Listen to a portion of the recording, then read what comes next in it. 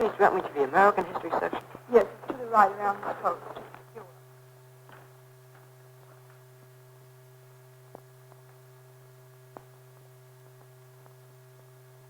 Need any help, son? Oh, we've got a theme to write for school on any period of recent American history. Gee, I don't know what to pick. Well, you have plenty to choose from here. Up to 1914. I guess that's pretty old stuff for us now. 1914 to 1918, the war, the first one, you know. That's not much fun. 1918 to 1930. Now, those were the days. Things were really fine. 1930, 39. Now, that's a depression. You don't want that. Well, here, the Second World War. Oh, that's not history. I could remember that myself. Well, look here, son. By and large, this is your best bet. Chances are you'll never live through any days like those again. No one seems to remember them except people my age, but they were our happy times. Take a look at this. Something will give you an idea how things were in the 20s. Gee, thanks. Thanks a lot. You're welcome.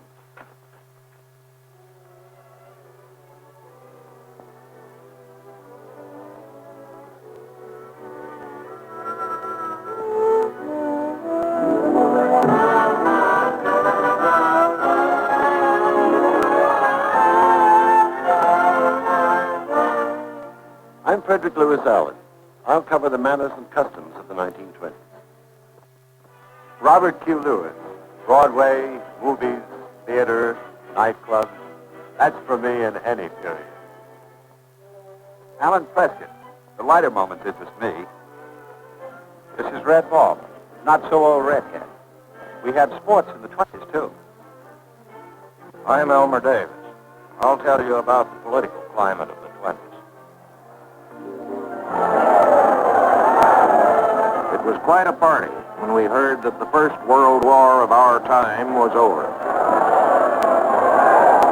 The news of the armistice was a bit premature, but that didn't prevent a full-scale celebration in Times Square. If Kaiser had been there, he'd have had a rough time. We blamed it all on him. But now he was licked, and most of us figured that there wouldn't be any more wars.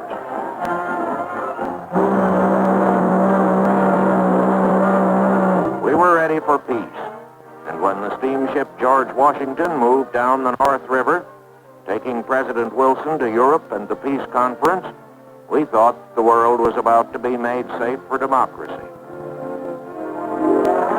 Yes, that's what we thought. But meanwhile, we wanted to be amused. To thrill the crowds, or maybe promote a cure for bunions, we had the daring human flies, second-story men making their way up in the world. The baseball scoreboard was easier to understand and a lot more exciting than anything happening in Europe, which, after all, was a long way off. But Europe was right with us in the latest French fashion, especially the nightgowns, which were very daring. There was a little number in mischievous satin designed for an intoxicating bride. Its lines, both modern and Parisian. Women's legs came into the open for the first time, but their heads stayed under cover.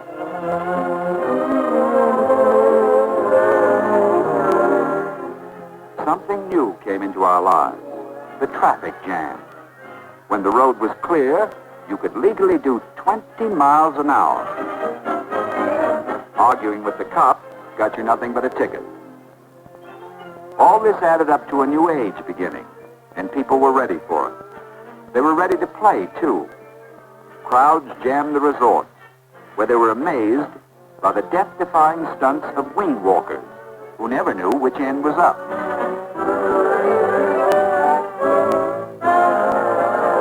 It looked as if the new airplane was going to be more than an attraction for weekend crowds.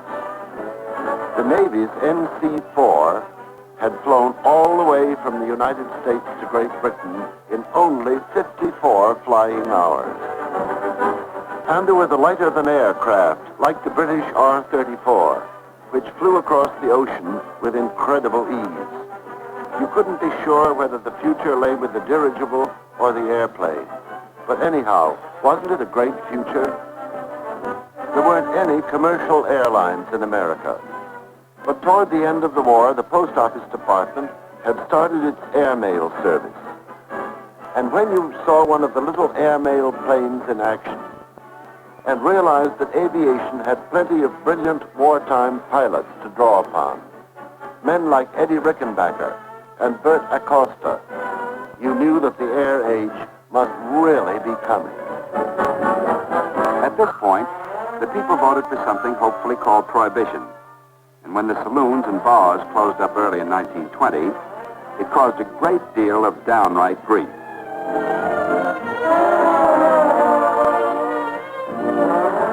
The trouble had started a good many years earlier, when a firm old lady named Carrie Nation had raided the saloons with a hatchet.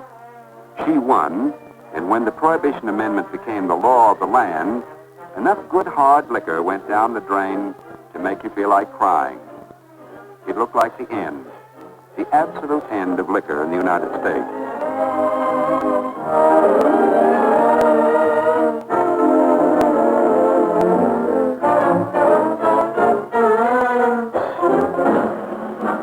By that time, the soldiers had come back to joyful welcomes, even though most of us were trying to forget the war.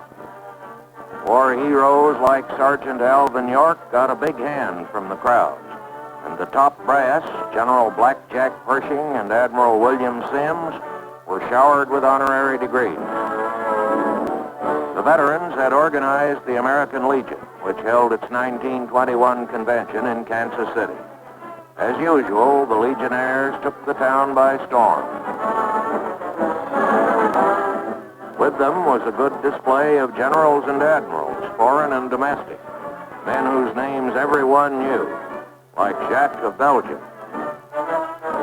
Beatty of England, and of course, Pershing. Even while the victory celebrations were going on, here and there the old belligerent spirit began to seek less worthy outlets. In a few cities, there were riots, race riots, with mobs trying to get their hands on prisoners.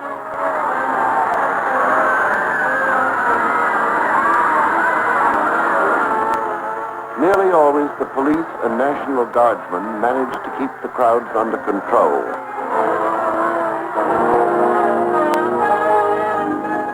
Others were not so easily controlled. A secret organization, the Ku Klux Klan, spread its poisonous influence throughout a large part of the country. And a man called Mr. Zero, in order to dramatize the helplessness of the jobless, held auction sales of human labor before crowds of fascinated Bostonians. The struggle between capital and labor rose to its peak in a series of prolonged and savage strikes. Prices were high. Men demanded increased wages, which many employers refused to give them. There were many war horses of labor agitation, national figures like old Mother Jones, who believed in a fight to the finish. But there were also a lot of hard-headed, practical negotiators among the leaders of organized labor, men like William Greene and Phil Murray of the United Mine Workers, and his chief, John L. Lewis.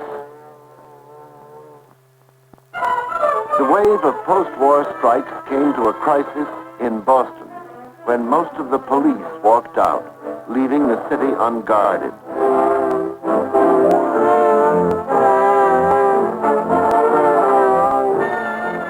A volunteer police force was formed and the militia was called out to patrol the streets. Once peaceful Boston seemed like a city under arms.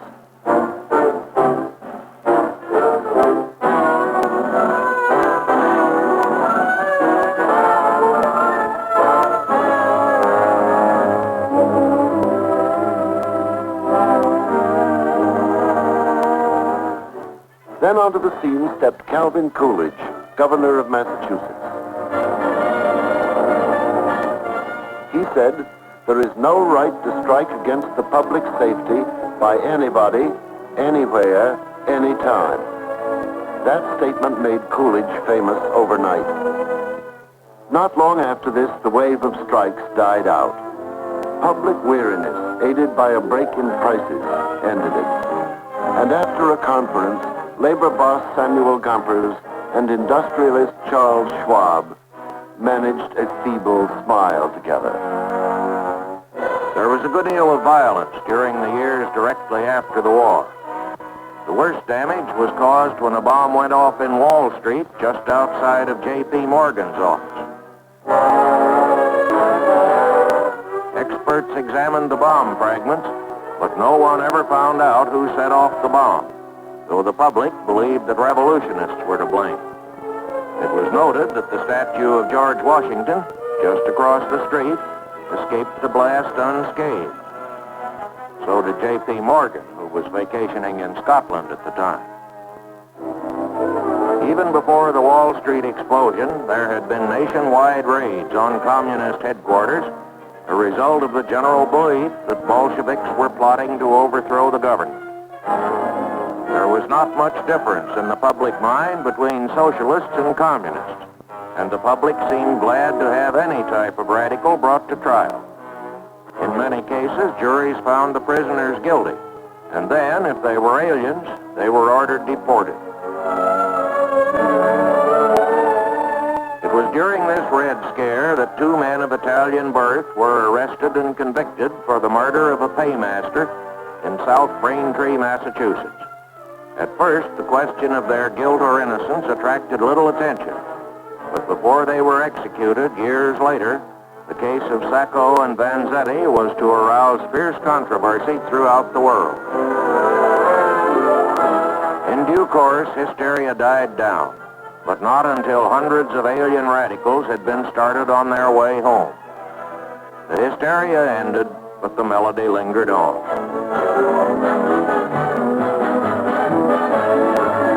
If you don't like the stars in a glory, if you don't like the red, white, and blue, then don't act like the cur in the story. Don't bite the hand that's feeding you. Well, that tune came straight out of vaudeville. Vaudeville was in its golden era, still a main attraction, even where films were played. A lot of the small-time, 4-a-day acts were routine but good.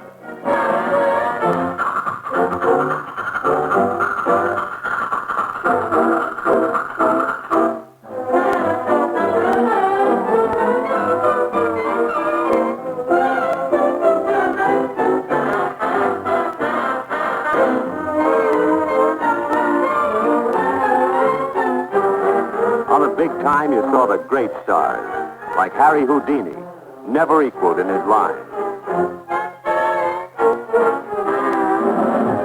The vaudeville circuit was the best training a lot of famous actors and actresses ever had. When they reached the top in vaudeville, they were in.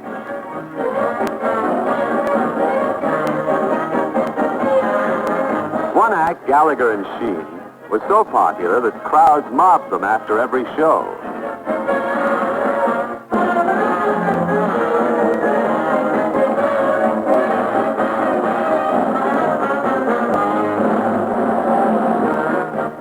Also the question of how to spend your spare time outdoors.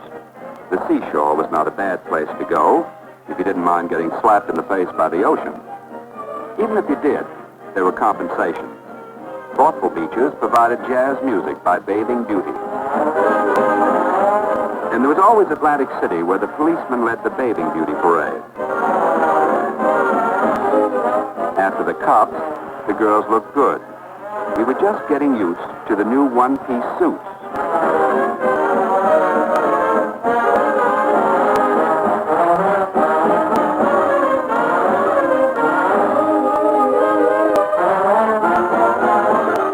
This was the heyday of the dance hall.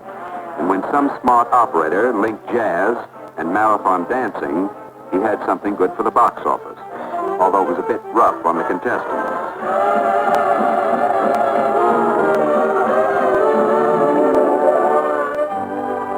All this this didn't prevent the girls from going in for classical dancing, in which they struck highly interesting poses.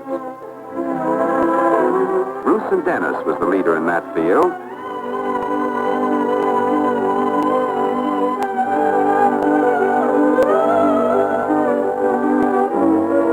In ballet, Fokine was considered the master.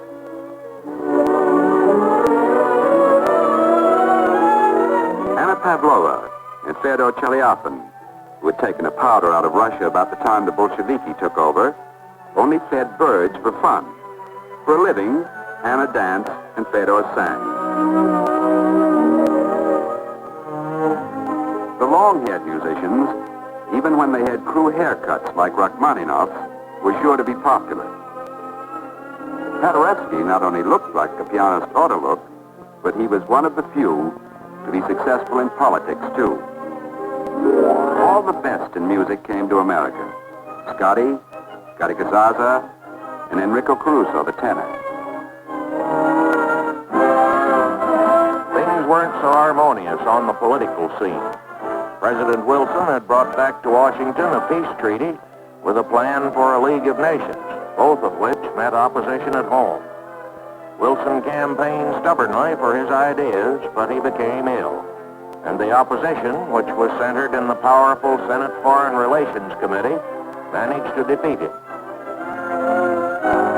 The leader of the opposition was Senator Henry Cabot Lodge, Sr.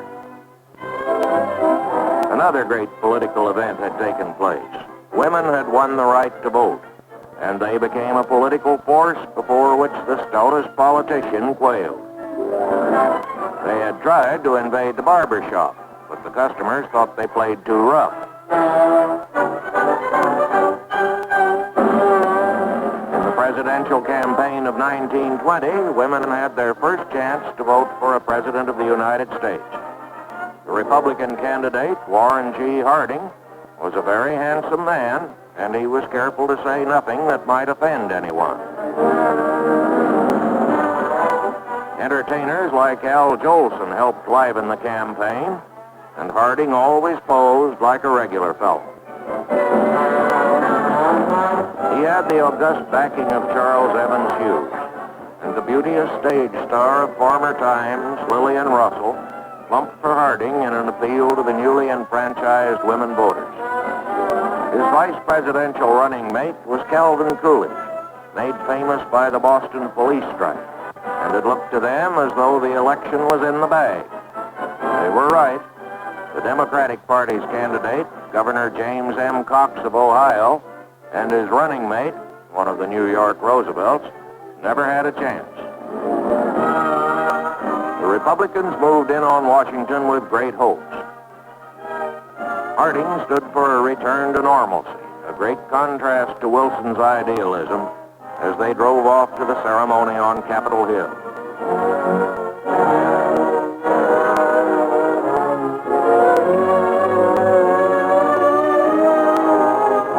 The voters now had an administration that was willing to take things as they came.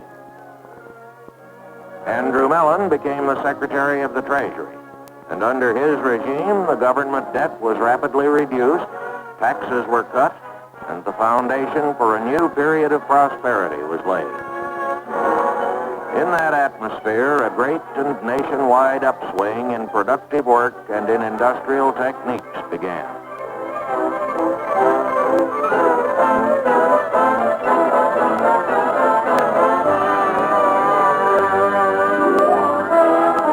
Everyone liked Harding, who was a friendly man, and when Gompers called to ask for the release of Eugene Debs, an imprisoned socialist leader, Harding agreed to the pardon. And Debs, who had been jailed for obstructing the conduct of the war, was freed. After all, the war was over, and the problem was to get back to normal living. National defense cost a lot of money, and armaments were thought by some people to be one of the causes of war. So Harding called for a conference for the limitation of naval armaments.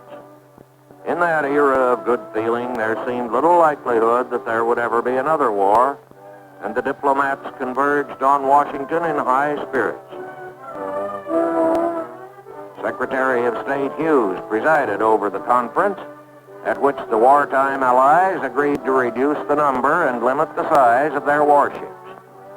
And at the time, when no threat of war existed, the agreements made appeared to be sensible and logical, even if they put the Japanese in effective control of the Western Pacific.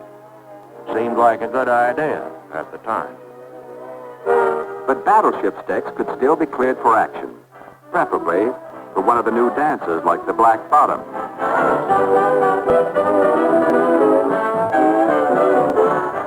These were pretty fancy goings-on, but after all, people were letting their hair down. The women were fascinated by Peggy Hopkins Joyce, who had a habit of getting married and divorced and married again and again.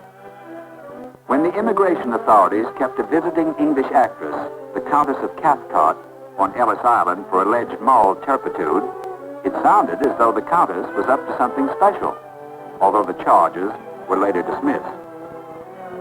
The jazz age began to get interesting. The girls stopped wearing corsets and began to dance in a friendly way.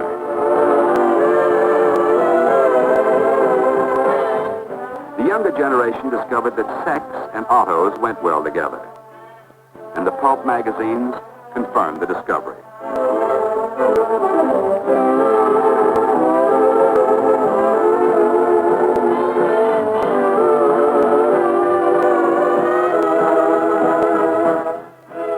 Hollywood knew all about that angle.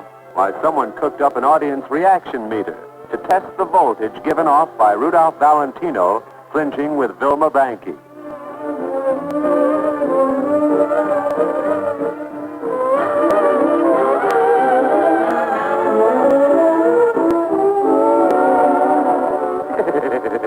The love meter almost blew a fuse.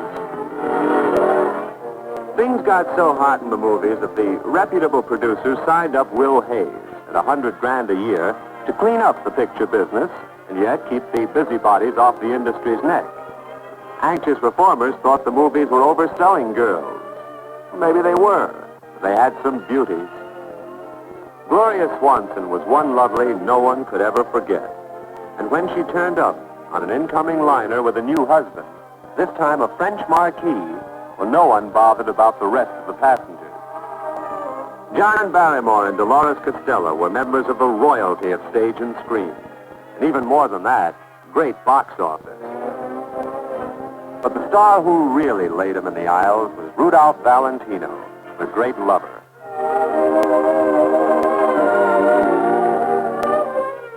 There are fans who will never forget him, and Broadway will never forget his funeral.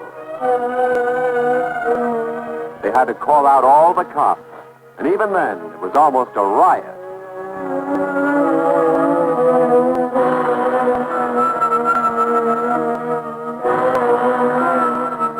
Pola Negri was there, and the honorary pallbearers included all the brass from Hollywood.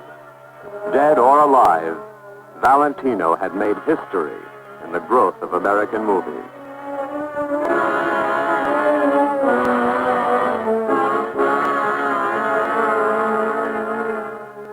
As a matter of fact, everything that happened to a star was important. The fans went gaga when the romance of Rod LaRoque and Vilma Banky ended just like in the pictures. As a comedian, Charlie Chaplin was already the old master.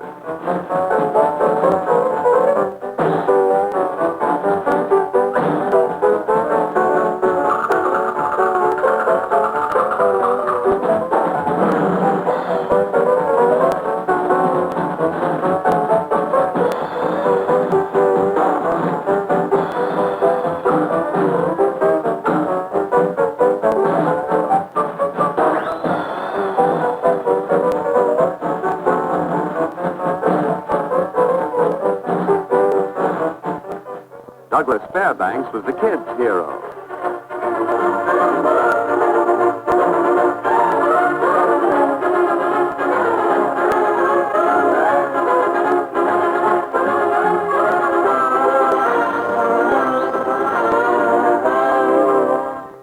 But as a screen couple, none could surpass Garbo and Gilbert.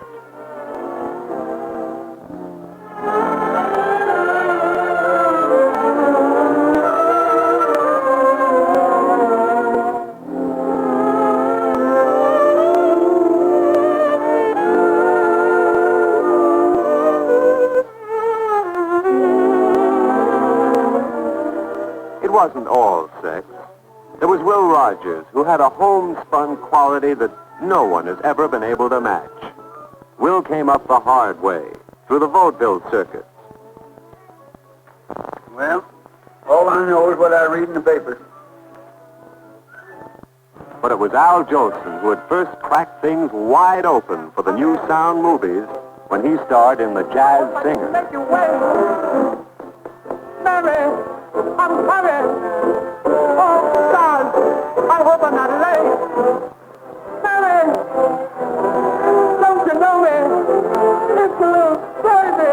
I'd walk a million miles for one of your smiles. But I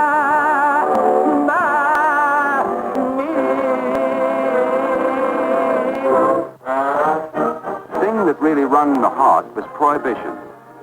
13 long years of it. That beer they used to make tasted like no beer on earth in the first place. And then, when they spiked it with alcohol and ether, you needed some support. Flasks were worn in the best circles, and you just didn't criticize what a man's bootlegger had sold him, even if it almost killed you to drink the stuff.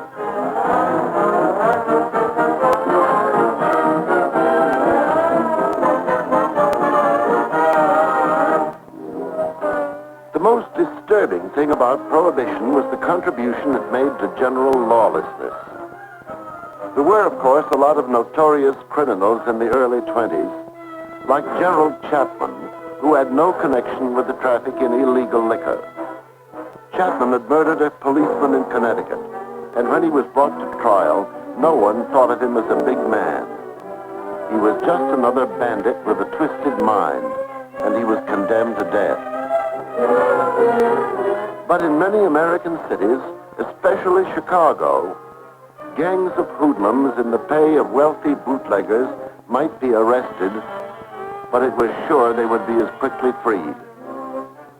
Chicago's mayor at this time was Big Bill Thompson, a greedy politician who was less interested in curbing the gangsters than in holding office.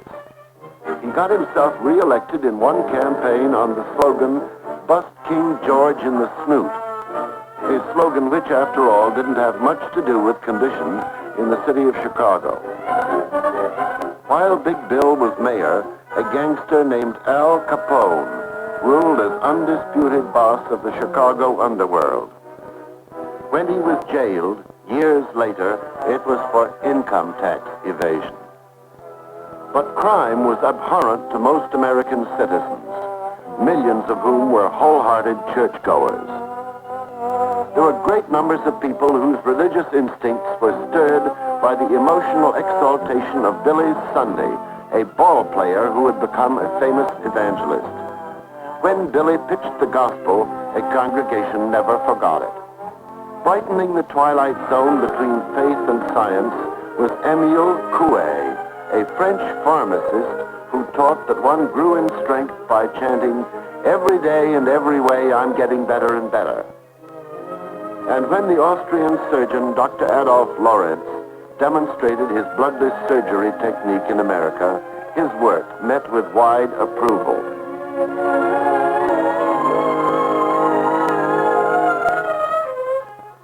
Science was leaping forward. Madame Curie, already famed co-discoverer of radium, arrived to accept a gift of a gram of the magical metal about which so little was then known and whose full possibilities were not imagined. Basked in the respect of everyone for his invention of the incandescent electric light, a scientific milestone. Yet suddenly religion and science collided.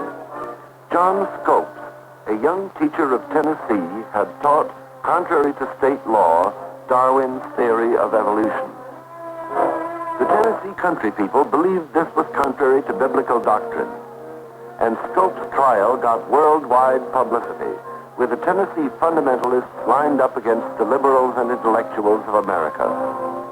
William Jennings Bryan, old and full of oratory, defended the beliefs of the fundamentalists. He was aided by the prosecuting zeal of old Judge Ben McKenzie, a local politician influential in the area who helped to make the trial an inquisition. The courtroom was packed as the case reached a climax. Arthur Garfield Hayes, defending Scopes, explained Darwin's theory of evolution, and Dudley Field Malone, another liberal, added his plea for tolerance to the cause of freedom of thought. Then the defense threw in another artful veteran, Clarence Darrow, for what turned out to be the cross-examination of Bryan. Darrow, in a shirt-sleeves analysis, reduced the elder statesman's antiquated ideas to intellectual rubble. But still, the court found Scopes guilty, and so ended a preposterous case. On the political scene, there had been some changes. Harding's death came as a great shock to the nation. It was entirely unexpected, and the American people sincerely and affectionately mourned the passing of this kind and friendly man. Now Calvin Coolidge became the nation's chief executive. He was an old-fashioned Yankee, acid and thrifty, hardly the type you would expect to find in professional politics.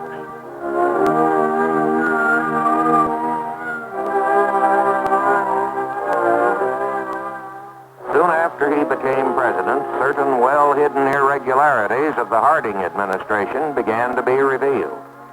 The chief scandal concerned the secret lease of government-owned naval oil fields. Secretary of the Interior, Albert Fall, had been induced to lease an oil field to the Mammoth Oil Company, headed by Harry F. Sinclair, already a millionaire oil magnate. Bit by bit, other truths came out. Some from Fall's friend, Playboy Ed McLean, in testimony before a congressional investigating committee. Enormous bribes were revealed, but in the end, the acaparious Fall got off with a fine and a year in jail. The scandals of the Harding regime never touched Coolidge. He was incorruptible, and in 1924, he was elected president in his own right. The vice presidency went to the eminent Charles Gates Dawes, Chicago banker, who had helped to set up the United States government's present budget system. Now the Republicans had really come to town, and at the inaugural ball they celebrated in style.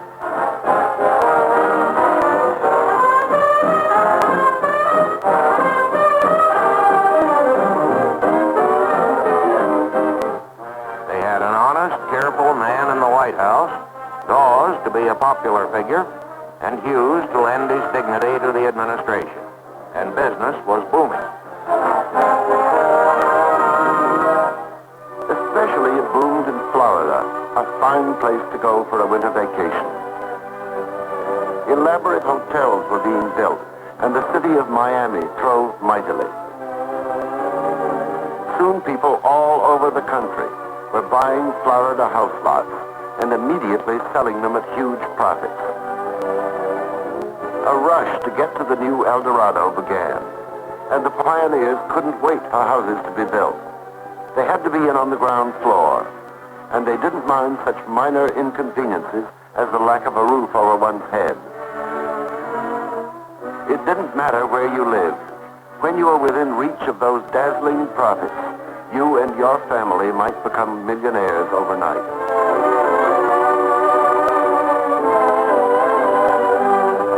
Pyramiding publicity with the stress on girls, girls, and more girls helped keep the boom alive.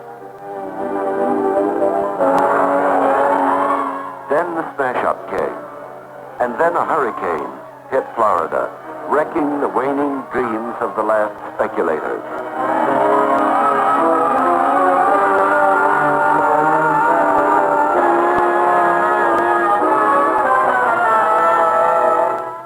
But Florida wasn't done for.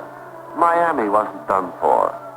Slowly they recovered to build again on a more rational basis.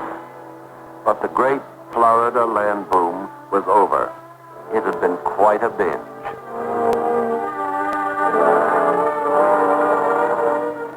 If Florida had been struck a temporary blow, most of the rest of the country hummed with prosperity and was having itself a good time, welcoming distinguished visitors, for instance. Among these was the Prince of Wales, an attractive young man, heir to the British crown and a veteran with a good war record. He liked to enjoy the pleasures of the rich and was much in demand among them, being the world's most eligible bachelor. When he came to the United States, New York had hardly learned how to stage a really razzle-dazzle welcome. That we had mastered a few years later, when the great ship Leviathan steamed into New York Harbor with Queen Mary of Romania aboard. She was a decorative lady, undeniably a queen, and her welcome set a standard for all future distinguished visitors. First came the parade up Broadway at the noon hour when you could always raise a crowd.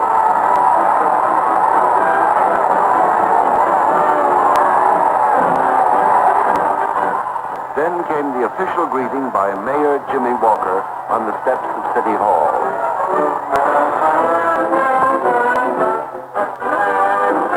There were other attractions, too. Those were really the golden days for sports fans. The Giants trained at Sarasota, and the Giants were always good. Frankie Frisch was among the idols, and you could always count on their manager, John J. McGraw, being on hand to run things.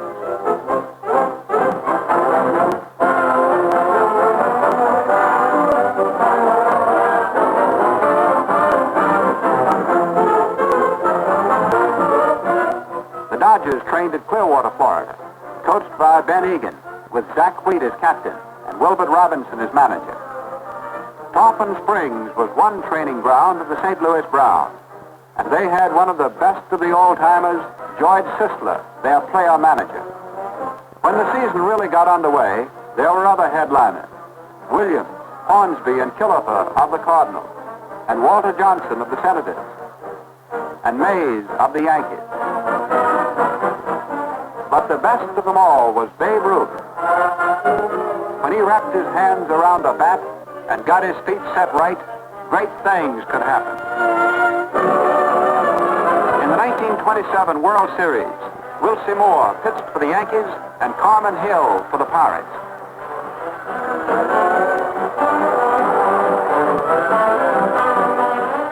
Judge Landis and Colonel Jake Rupert were on hand. That was the year the Babe knocked out 60 home runs, and the Yankees won the series in 4 straight games.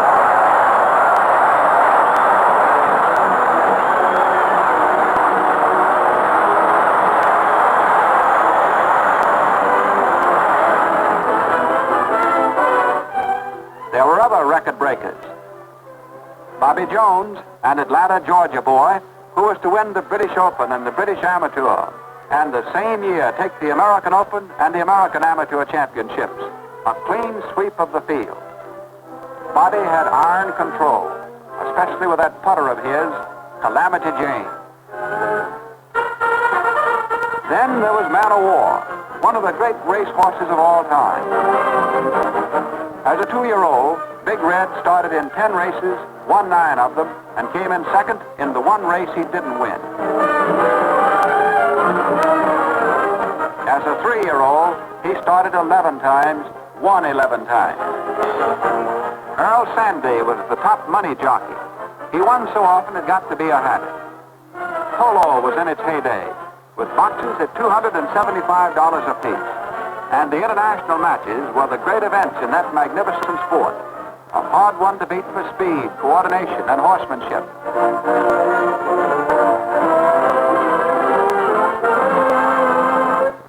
Football turned out some stars who will never be forgotten.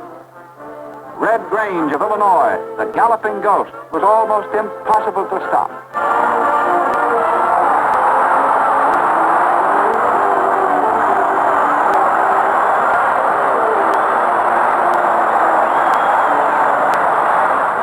Knute Rockne, Notre Dame's great coach, was on the crest of the wave.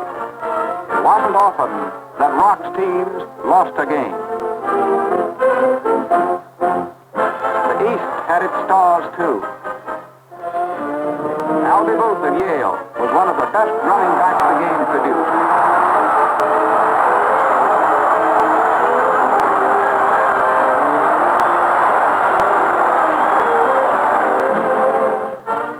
In those days, they were hanging up new records on the track. Nermy, the Flying Finn, raced for the stopwatch in his hand.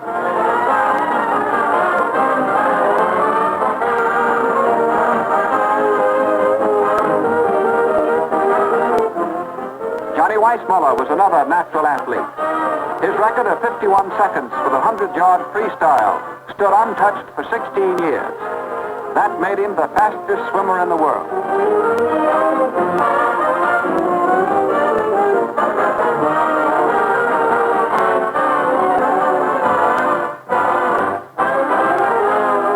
The champion water baby Americans really went wild about was a girl, Gertrude Adderley, the first woman to swim the English Channel. It took her only 14 and a half hours, a new record.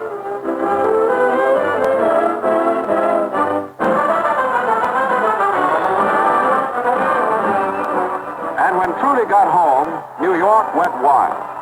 This 18-year-old girl had succeeded where several men had failed.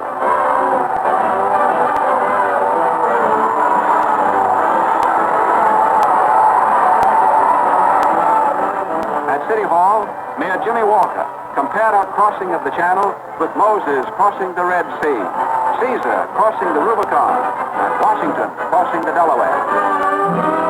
In tennis, it was Tilden, long master of the courts. Among the women, there were the American champion, Molla Mallory, and the Frenchman, Suzanne Lenglen. But after a while, there was only one, the little girl with the eye shade and the poker face, Helen Wills. She won 15 championships, British and American.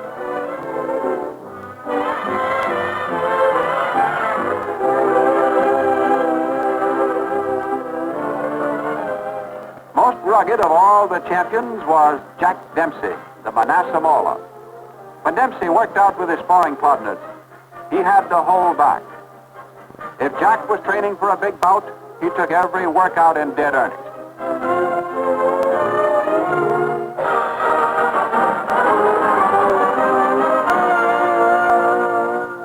Dempsey tangled with Purpo, the wild bull of the Panthers. And in 2 rounds, almost everything happened. Purpo knocked Dempsey out of the ring.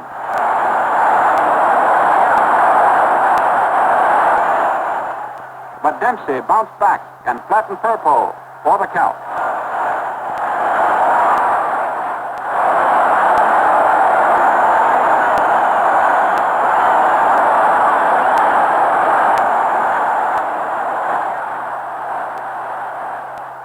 He was champ for over 7 years, and then there was a new champion. Gene Tunney beat Dempsey in Philadelphia, but Dempsey got a second crack at him in Chicago, and the old-timers are still talking about this fight and the long count. Here it is. Dempsey knocks Tunney down.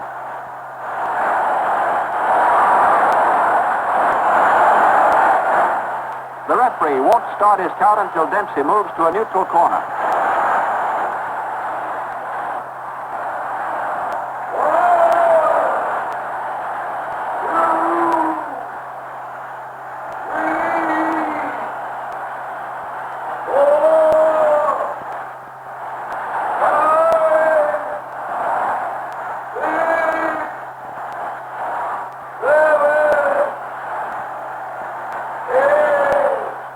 Tunney waits to the count of 9 and then goes on to win by a decision. But thousands of fight fans thought Dempsey had been robbed by that long count. Gene got the official welcome at City Hall, and then after defeating Tom Heaney, he retired from the ring.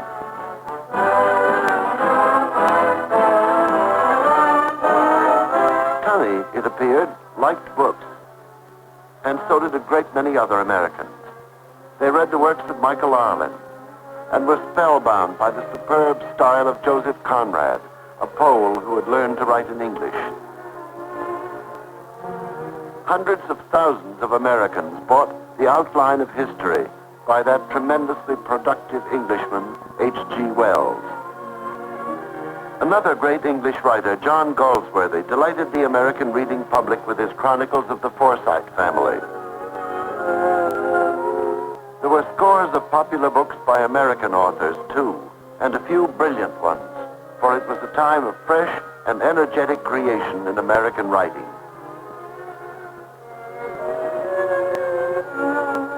A new sort of gadget began to cut into reading time.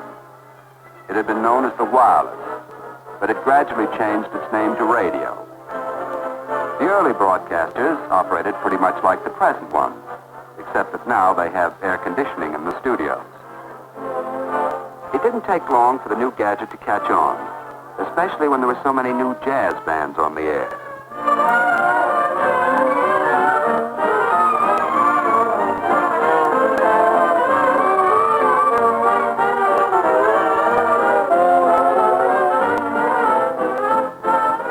You could get most of the sensational news from radio, too. There was the Hall Mills case, complete with a pig woman. She was a key witness in a murder mystery that had everybody baffled.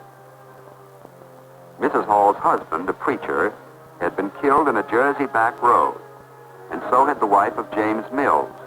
No one ever figured out why. Floyd Collins was another great dramatic story. Collins had been trapped in a Kentucky cave by a falling boulder, and the whole nation wanted to know from hour to hour what progress his rescuers were making. The youth had been exploring the narrow, twisting entrance to the cave when the rock had fallen and pinned his foot so he couldn't move. The rescuers planned to sink a shaft to intercept the tunnel at the point where Collins was trapped. But before they could finish it, Collins died after 18 days in the tunnel. The nation felt a genuine sense of frustration and defeat.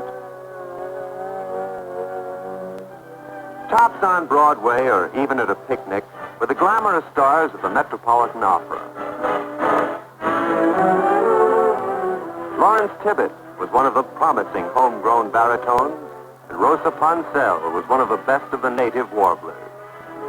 Madame Schumann-Heink was a concert landmark, but she had made her early fame in Wagnerian opera. An early Missouri thrush was Marion Talley, meteoric soprano at the Metropolitan Opera House.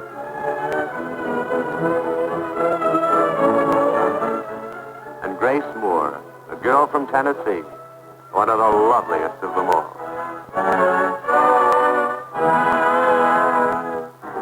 American music was growing up fast.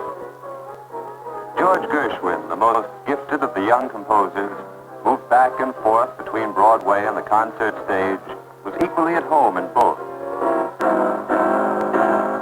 Meanwhile, Irving Berlin went on turning out smash hits.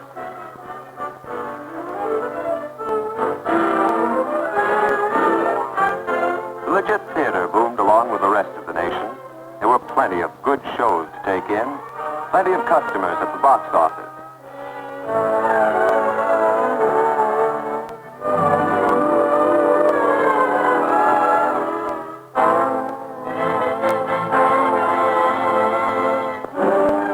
Visiting entertainers from Europe, if they were as gifted as Harry Lauder, star of the English music halls, were certain of a generous reception in the United States.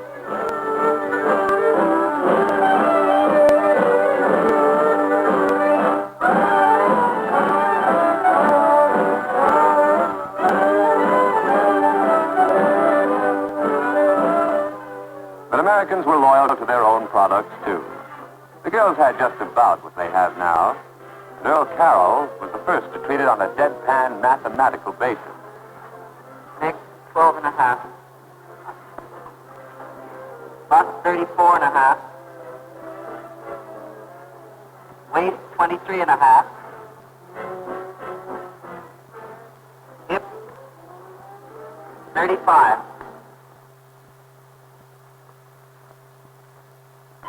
There was a craze for speed and more speed. At the automobile races, you could never tell when something would happen.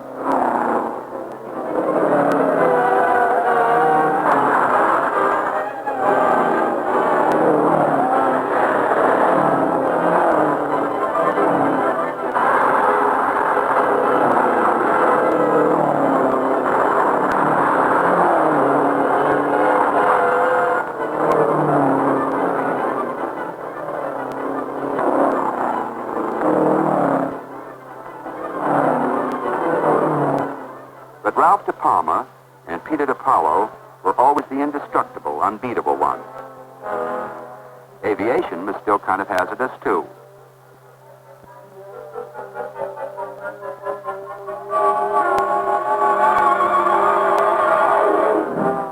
You see, people had strange ideas, which almost worked. And there was one that looked like it ought to work.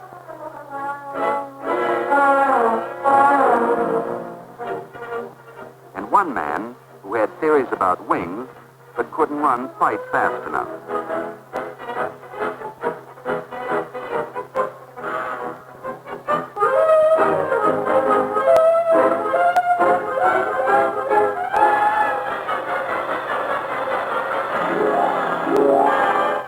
But in spite of real danger, aviation's pioneers kept on trying. Some experimented with gliders towed by planes.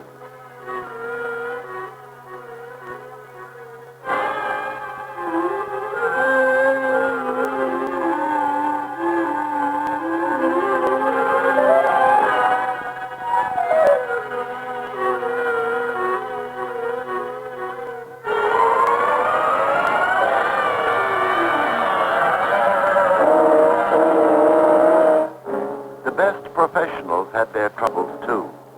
René Fonck, a French war ace, started out to fly from New York to Paris. He gunned his big plane, heavily loaded, down the runway. Tried hard to get her off the ground, but couldn't make it. 2 crewmen were lost in the crash, but Fonck lived to fly again.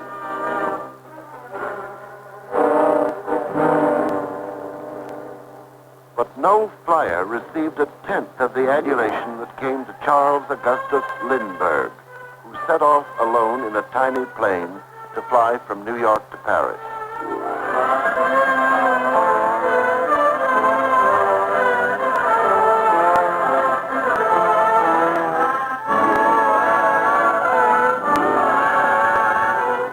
In Paris, Lindbergh was taken in tow by Ambassador Herrick, and French-American relations reached a new peak of friendliness. Back in New York, Lindbergh was given the greatest reception that anyone had ever had. The admiration for him in American hearts and minds was both deep and hysterical.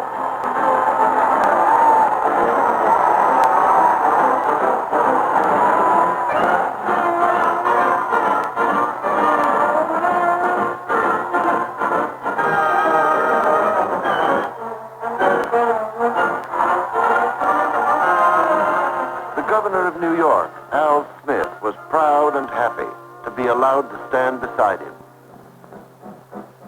In keeping with the liveliness of the period, President Coolidge accepted an honorary chieftaincy from the Sioux Indians amid ceremonial merriment at their South Dakota reservation.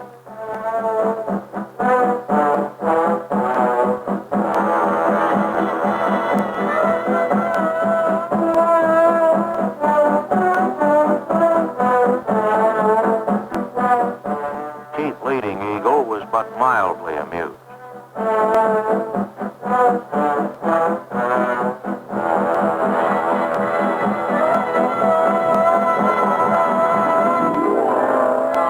Everybody was having a happy time. The automobile industry, for example, was booming. The cars themselves had certain features of a utilitarian order, such as running boards, driver visibility, and fresh air. Prices were right, too. The flivver was a thing of beauty, and when Henry Ford turned out his 15 millionth car, we knew the automobile age had really arrived. The earliest autos had become museum pieces, and Henry Ford, father of the American assembly line technique, sat proudly in his own first car, which he had made by hand. Production in industry was steadily increasing, and with it came a steady rise in national income and in international trade.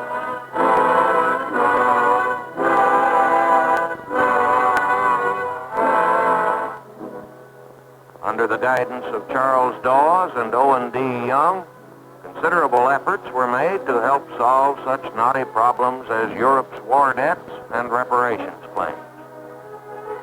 During such prosperous times, everyone thought of peace. The Kellogg-Briand Pact, negotiated to outlaw war as an instrument of national policy, seemed to many to make perfect sense in those days. If Coolidge was not wildly enthusiastic, it was probably because he realized that if the pact had been a good gesture politically, it was also a futile one. Good political moves, like the negotiation of the pact, were not to be lightly regarded at that time. The presidential campaign of 1928 had been a tough one. The Democrats had convened at Houston, Texas, and Al Smith was their choice for president. He was nominated by Franklin Roosevelt, who lauded him as the happy warrior.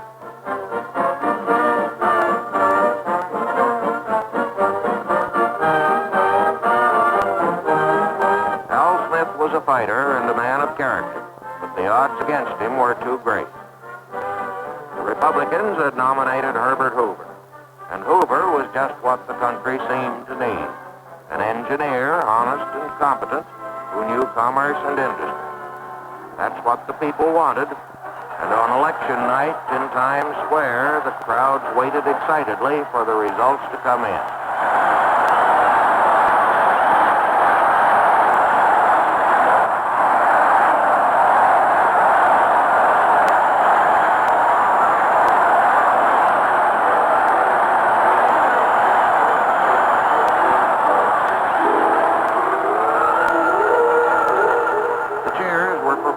Years of prosperity with the unbeatable Republican ticket, Hoover and Curtis.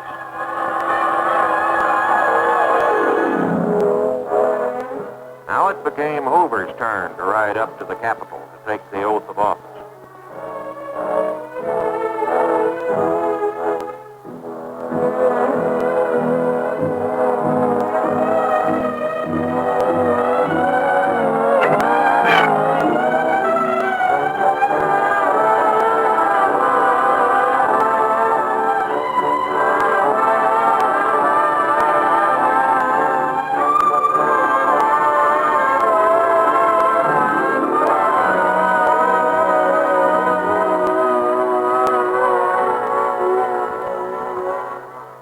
Most Americans as if the years of prosperity would go on forever, and the crowd before the Capitol was in a holiday mood as the ceremony got underway.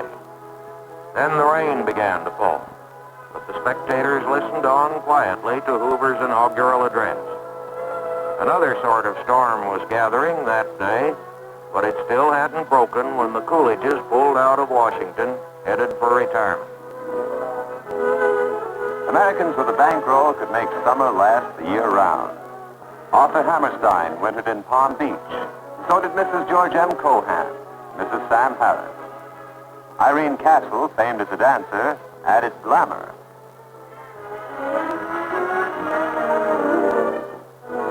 Flo Ziegfeld with his wife, Billy Burke, and his daughter, Patricia, went in for the nautical life. Most of Broadway showed up in Florida at one time or other.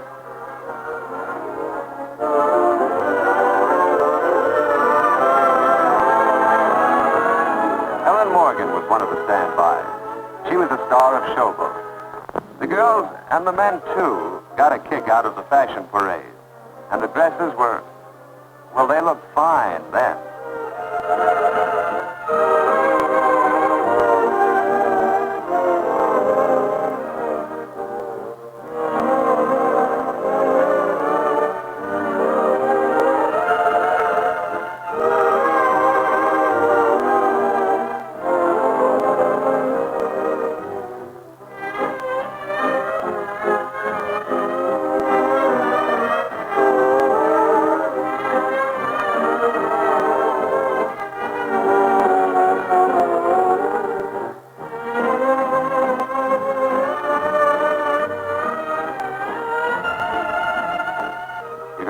Count on finding His Honor Jimmy Walker, Mayor of New York, in the middle of things.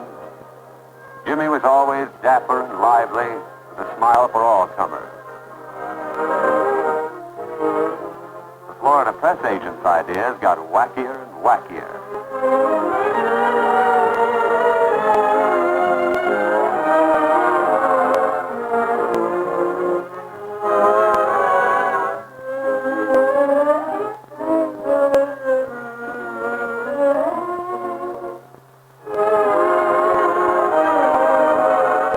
But Florida had no patent on wackiness.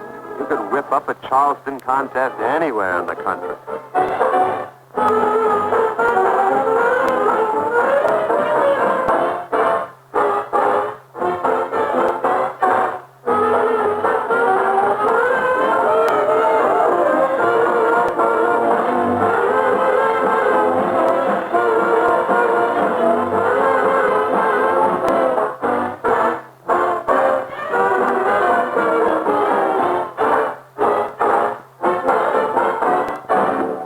Along Broadway that the nightlife was really jumping. There were plenty of customers, the butter and egg men with bankrolls they were steaming to get rid of. You could always make more. Make it in the market. Spend it in the name band club.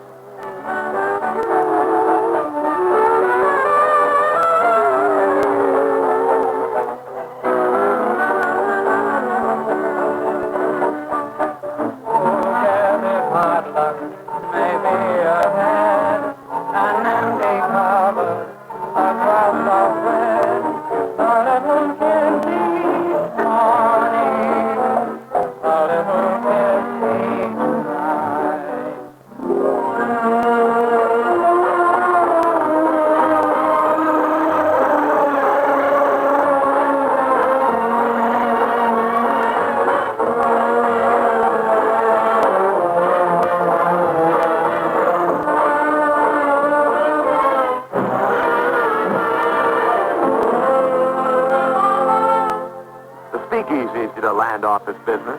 Texas Guinan with her gals kept customers roaring. Iris is really the sugar coating on the cake of trouble, and many a sucker has cut himself too big a piece of cake. You understand?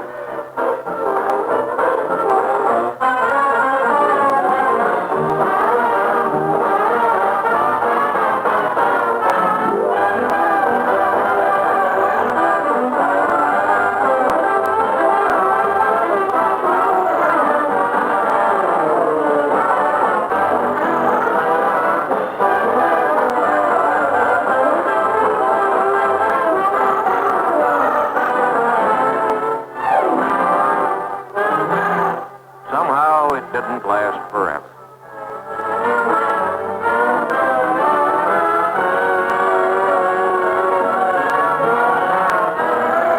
The time came when the ticker tape in the broker's office told a new story.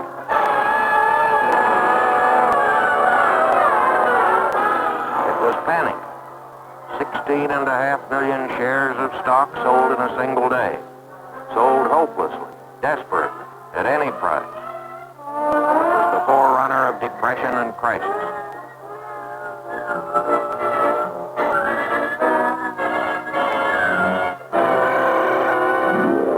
So ended the golden playtime of the 20s. But beneath the froth, it was a decade of great achievements in many fields of work. In science, in industry, in education. No one was wise enough to turn the peace and prosperity of that decade into permanent peace and prosperity. But the nation had lived for a few brief years in a new kind of world where there was happiness and peace. And if that brief world ended, rudely and abruptly, there was still left in its pattern the hope of an America of abundance and fun, of peace and accomplishment, to be created again in other golden days still to come.